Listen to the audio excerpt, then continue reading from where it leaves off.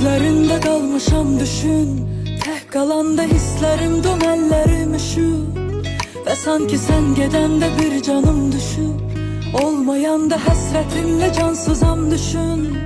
Dodaklarımda sözlerim dilindeyim, sen olanda ben güvendeyim evimdeyim.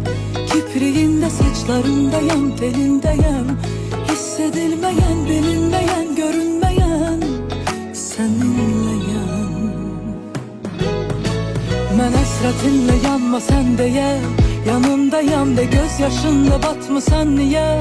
Yanındayım yarattığın karanlığındayım, yolundayım ben hislerindeyim, kucaklasan kolundayım, dokunsan ellerindeyim yasak.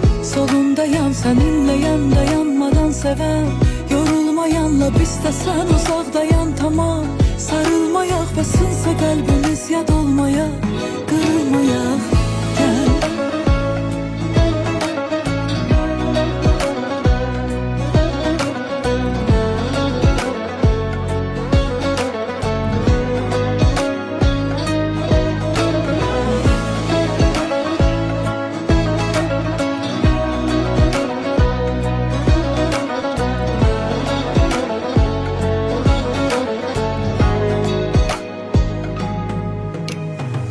Kodunda serhoşam daha, seni görende eller eser gözlerim akar.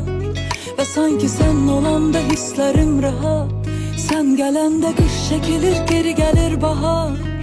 Dodaklarımda sözlerim dilindeyim, sen olanda ben güvendeyim evimdeyim. Kipriğinde saçlarındayım telindeyim, hissedilmeyen bilinmeyen görünmeyen seninleyim. Ben hasretinle yanma sen diye, yanındayım de gözyaşınla batma sen niye? Yanındayım yarattığın karanlığındayım, yolundayım ben hislerindeyim, kucaklasan kolundayım, dokunsan ellerindeyim yasak. Solundayım seninleyim dayanmadan seven, yorulmayanla biz de sen uzakdayan tamam. Sarılmayak ve sınsa kalbimiz yad olmaya, kırılmayak.